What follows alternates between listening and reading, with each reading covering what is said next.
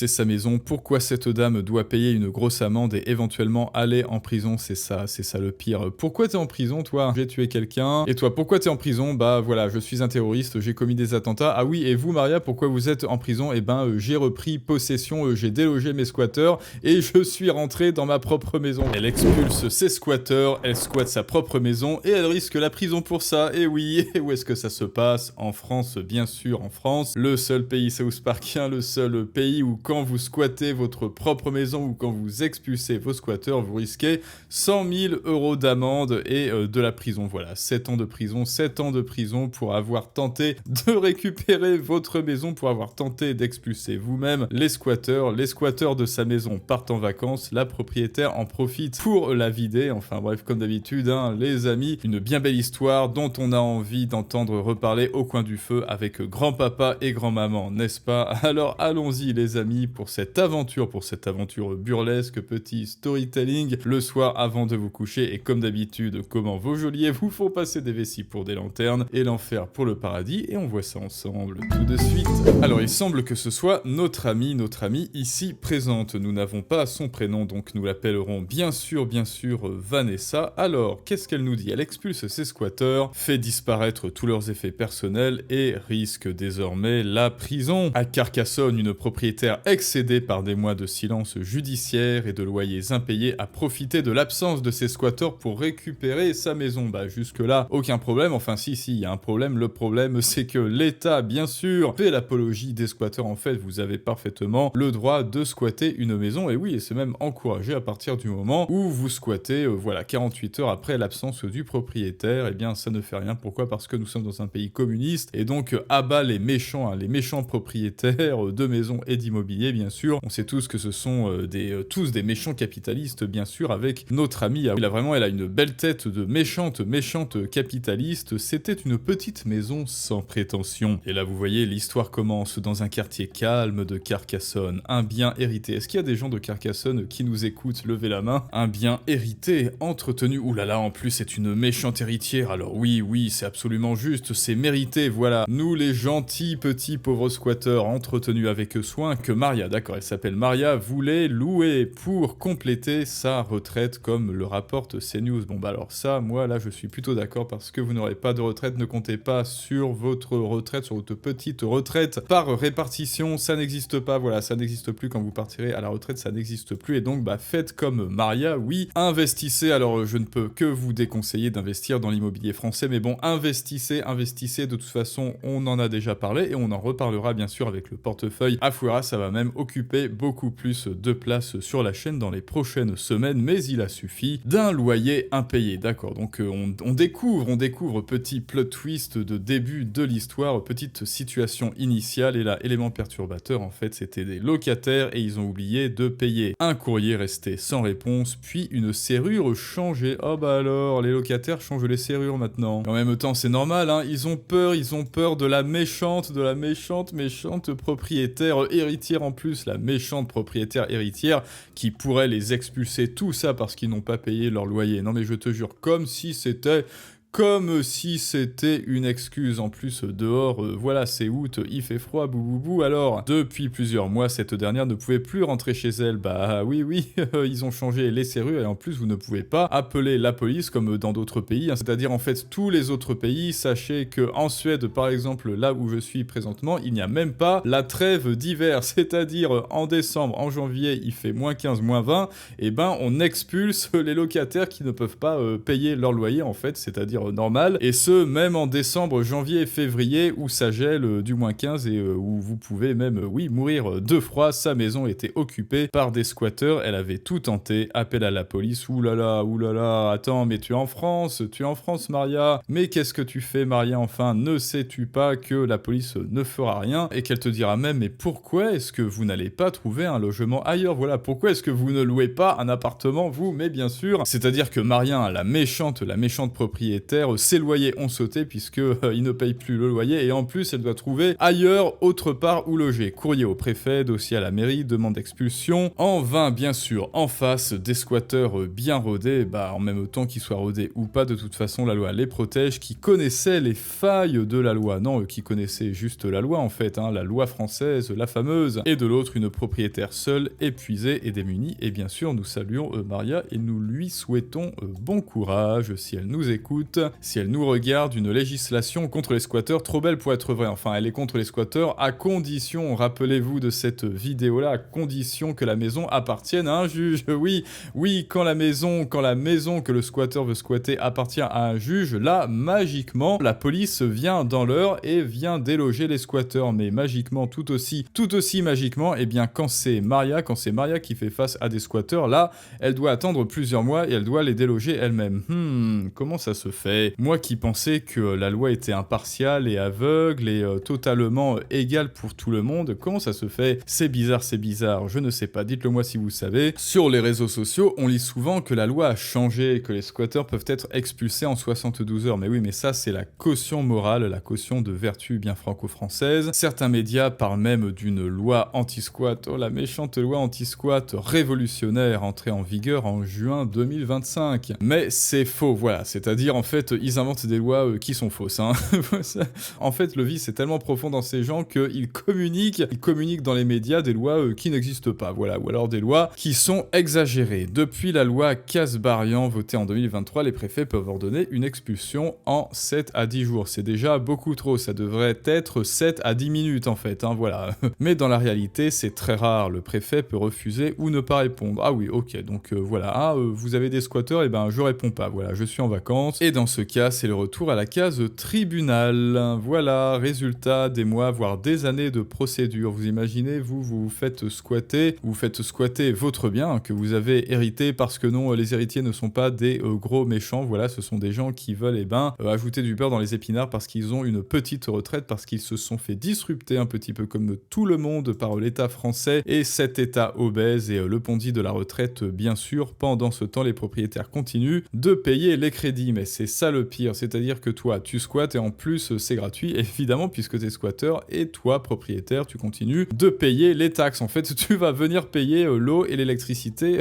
du squatteur, et parfois même, voilà, les factures. L'État peine à chiffrer l'ampleur du problème. Le plus absurde, personne ne sait vraiment combien de logements sont squattés en France. Merde alors. Un observatoire des squats a bien été créé en 2021. Oh merde, un observatoire des squats payé avec vos impôts qui ne fait absolument rien, je présume.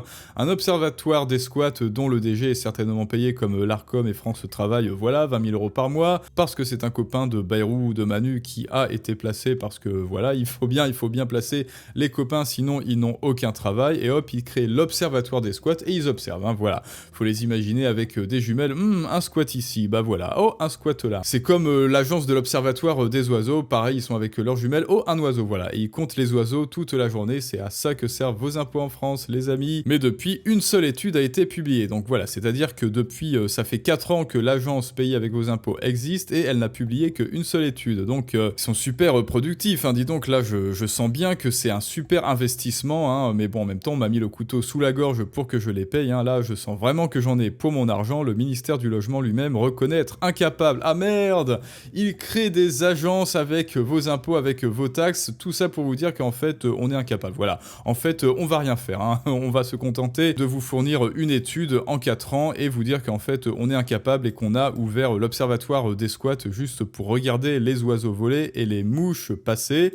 Sur 96 préfets, seuls 27 ont répondu, génial, et aucune statistique mise à jour, génial. Merci Nicolas, merci, ce flou alimente les tensions, les rumeurs, les récits à la limite de la fiction, et maintenant... Que devient Maria? Parce que oui, là, ils nous ont un petit peu teasé, c'est le suspense, situation initiale. Élément perturbateur, qu'est-ce que deviennent les squatteurs? Eh bien, réponse dès maintenant, les amis, et n'oublie pas de t'abonner si ça n'est déjà fait pour donner de la force, bien sûr, à Maria, de lâcher ton plus beau pouce bleu et de t'inscrire pour ne plus laisser aucune injustice passer et toi-même transmettre tes propres idées. Inscris-toi au live Persuasion qui auront lieu en septembre. Pendant toute une semaine, on t'attend, nous serons nombreux. Quand elle a appris que les squatteurs étaient partis en vacances, la propriétaire n'a pas réfléchi longtemps. Bah tu m'étonnes, c'était ma chance. Je me suis dit, cette maison est à moi. Et oui, bah effectivement, cette maison est à moi, Maria, donc vas-y. J'ai le droit de la reprendre. Oui, pour l'instant, en fait, ça c'est du sens commun, hein. Sauf qu'en France, la loi n'est pas fondée sur le sens commun. La loi est fondée sur des observations, de squat, financées par vos impôts toujours, et sur des réflexions South Parkiennes. Tiens, et si on autorisait les squatteurs après 48 heures à occuper un logement? Après tout, voilà, hein, voilà, il manque plus que Kyle et Cartman au gouvernement. A-t-elle confié auprès de CNews? Elle est entrée. Quand ces squatteurs sont partis en vacances, hein, elle a vidé les lieux, elle a nettoyé et elle a changé les serrures. Bah voilà, normal quoi. C'est-à-dire, tu squattes ta propre maison pour la reprendre. Et oui, on en est là, les amis. Une victoire amère, car quelques jours plus tard, les squatteurs sont revenus. J'imagine leur tête. Imaginez bien là, voilà, les têtes, enfin les squatteurs, ils sont là avec leur bronzage tout rouge, hein, parce qu'ils sont allés je sais pas où dans le sud avec leurs crocs et leurs claquettes, et ils reviennent tout contents et fiers. Ah, c'était des super vacances, parce que oui, maintenant qu'ils payent absolument aucun loyer, hein, vous comprenez, ils n'ont pas l'argent pour payer leur loyer, mais ils ont l'argent pour partir en vacances, bien sûr.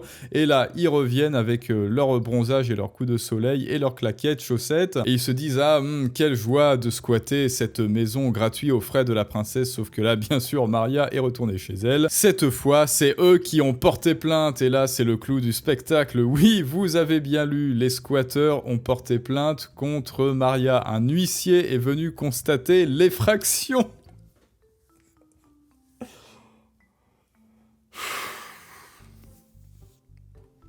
Alors, à noter que je découvre l'article en même temps que vous, hein, parce que vraiment, il faut imaginer la scène. Les squatteurs, ils arrivent avec leur coup de soleil de vacances et ils constatent une effraction, hein, n'est-ce pas? Voilà, aujourd'hui, jusqu'à 7 ans de prison. Donc, Maria a été convoquée au commissariat. Ah bah oui, en même temps, on ne squatte pas des maisons, Maria, enfin. La victime des squatteurs risque aujourd'hui jusqu'à 7 ans de prison et 100 000 € d'amende pour être retournée chez elle, pour avoir rechangé les serrures, pour avoir nettoyé, voilà. Elle risque 100 000 € d'amende pour avoir nettoyé sa propre maison, pour avoir repris possession de son bien. On me parle de vol, de violation de domicile. Mais quel domicile? Le mien ou celui de ceux qui ne payaient rien depuis des mois? Ouais, parce qu'en plus, ils payaient rien, évidemment. Je rembourse un crédit pour une maison que je ne peux même plus toucher, voilà. Parce que oui, elle rentre par effraction, elle doit payer 7 ans de prison, 100 000 € d'amende, mais elle continue elle continue de rembourser le crédit pour la maison. La voix de Maria tremble au téléphone, tu m'étonnes. Elle pensait pouvoir vivre tranquillement, modestement, grâce à cette location. J'ai toujours payé mes impôts, je n'ai jamais eu de problème, et là, c'est comme si c'était moi, la criminelle. A-t-elle déclaré? La propriétaire a dû vendre des bijoux de famille pour payer un avocat. Non mais vous imaginez, et voilà, en France, voilà, c'est la France, c'est les Simpsons, c'est South Park. Je n'étais pas prête à perdre plus de 20 000 €, j'ai agi par instinct, je n'en pouvais plus, et son cas n'est évidemment pas isolé, et bien sûr, l'on donne tout plein de courage à notre amie Maria. Voilà, hein, Maria, si tu nous écoutes, nous te donnons tout ce courage. Mais bien sûr, sachez que le cas de Maria n'est pas isolé, hein, parce qu'il y a un autre cas ici, alors on va pas le traiter, mais voilà, un retraité de 86 ans doit régler 100 000 €, ça alors, hein, c'est le chiffre magique. 100 000 € de facture d'eau après l'expulsion des squatteurs, on l'a traité ça d'ailleurs, après l'expulsion des squatteurs de sa maison. Les squatteurs ont vraisemblablement laisser les robinets couler 24 heures sur 24. Bon bah alors voilà, ces squatteurs c'était des poissons, on sait pas trop. Pour se venger de Selim. Pour se venger de Selim. Qu'est-ce que c'est que ce prénom ?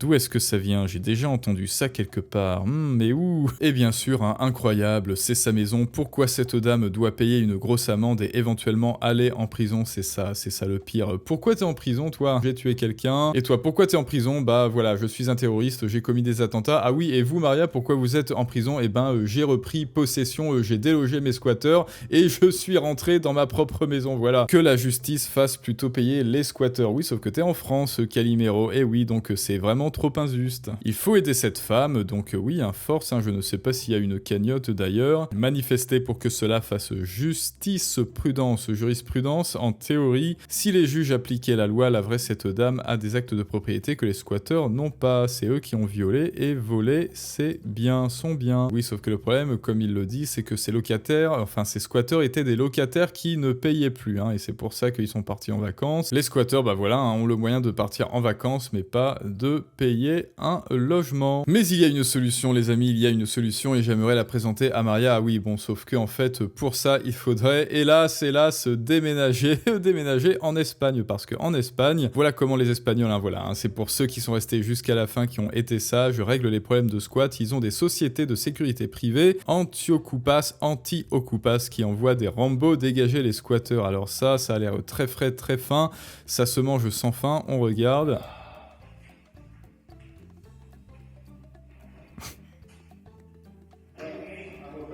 Voilà, là il est devant la maison, et hop là. Ah, imaginez ça dans la France de Macron.